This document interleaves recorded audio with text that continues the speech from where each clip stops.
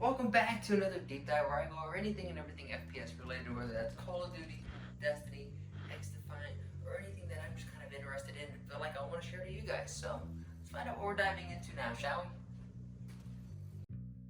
Welcome back to another video, and today is a great day for all my Call of Duty fans. That's because today is update day, and as well as recording this video, Season 5 Modern Warfare 2 is out, it is live, and while there's a lot of changes that have occurred, and we need to talk about them all because sliding, player count, heck, even the UI has been updated. And because I respect your time, I don't want to list out 100 different changes that have come within Season 5 and all these little changes that really don't mean anything. Instead, I want to give you guys the juiciness, the stuff that actually matters in this season update. So with that said, let's dive into these patch notes. It's been implied to us that the feeling of sliding has been buffed. The duration of the slide is shorter, but the speed is faster, allowing you to cover the same distance, but not feel like the slide takes forever. And apparently, during that time of sliding, your ability to come up and shoot your gun has also sped up. Why that has to actually be implemented in the first place, like while I'm sliding, I could definitely squeeze my finger, but I don't understand why there has to be a stopping of, when you're sliding. But personally, I want to get my hands on the game and see how it feels. Because on paper, it might not seem like enough, but once we get our hands on it, it might actually be enough. But with that said, if you like the energy that I'm putting out there and you want to come hang out with me and my little weirdos over on Kick, we would love to have you. Kick.com/Elrod. I stream virtually every day, except for the days that it takes a little too long to get these YouTube videos out, because I'd like to think I'm a YouTuber first and a streamer second. I want to be known as a content creator who streams, not a streamer who does content creation. But back to what we're here for, Call of Duty, and let's talk about the reason why everyone loves Call of Duty, the guns. At the beginning of the season, we're going to be getting the FR Aviator, which is this French bullpup gun, but it's described as having a blinding rate of fire and exceptional maneuverability. In the right hands, this aggressive bullpup rifle can dominate the battlefield. Trained operators will need to know how to master the recoil pattern and tame its high fire rate. The second gun that we're going to be getting at launch is the Correct 300, which if you've been watching my previous videos, I've been saying reminds me of the Carve 2, but at first glance, let me tell you, this is nothing like the Carve.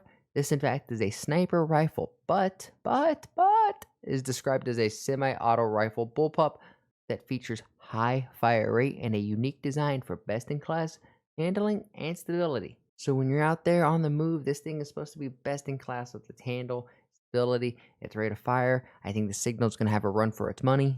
And after reading it and after second thought, this is sounding more like the Carve than I thought. Now, later this season, we are getting the M13C, a pistol, and some other fun weapons like a pickaxe. But this video is for what's happening on the here and the now.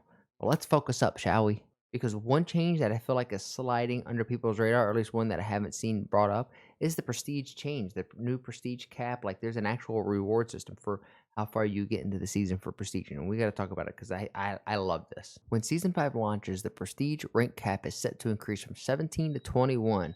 21, will you do something for me? With a max light level cap of 1050. Each of the 4 new prestige ranks comes with an icon, and when you reach max prestige, you'll earn a Vaznev blueprint. 2 combats. 1, the beeping in the background was my laundry getting done. Sorry, I got an adult. And 2, what is Infinity Ward's obsession with giving us Vaznev blueprints?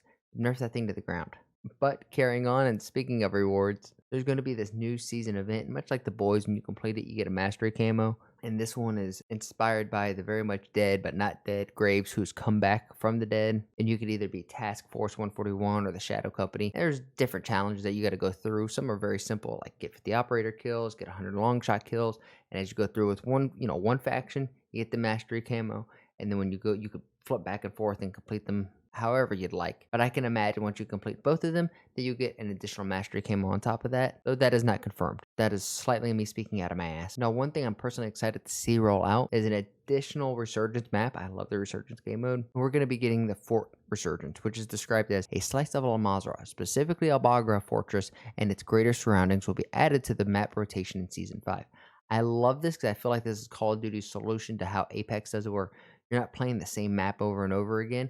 And there's actually a counter in the game where it'll just say, hey, in the next 30 minutes, in the next hour, we're going to be rotating maps. And that way you're not stuck playing Vondel all the time or Ashika. It forces you to spend time on all these other maps. And it stops one map from getting stale. I think this is a great change. I love this. And specifically speaking of Fortress on Al-Mazrah, it really felt like Fortress is never part of Al-Mazrah and its greater surroundings.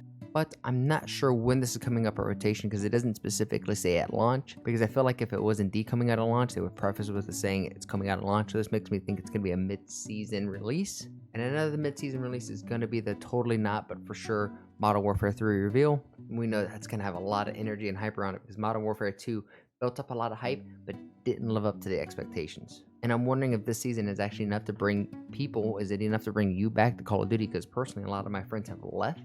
They don't really seem interested in coming back. And I'm sure once the new game comes out, Modern Warfare 3, we'll all give it a shot again.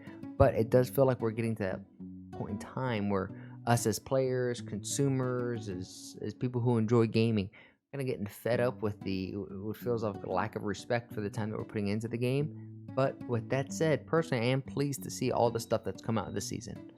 And in fact, I think this is where we are going to end the video because I just kind of scrolled through the overview again. Nothing really there that stood out to me other than those things. Get in there, play Season 5. Let me know what you guys think down below. If you want to join me over on Kick and play some games with me, I am so down to play with my community of weirdos. And I do have a full-time job, so you know I've been streaming at night. If you guys are little night owls like me, swing on by, say hi to the weirdos, and let's run some games. If you liked the video, you learned anything at all, please make sure to drop a like and subscribe while you're there. We'd love to have you in this community. And as always, I challenge you guys, make somebody laugh today, and I'll catch you guys on the next one. Peace.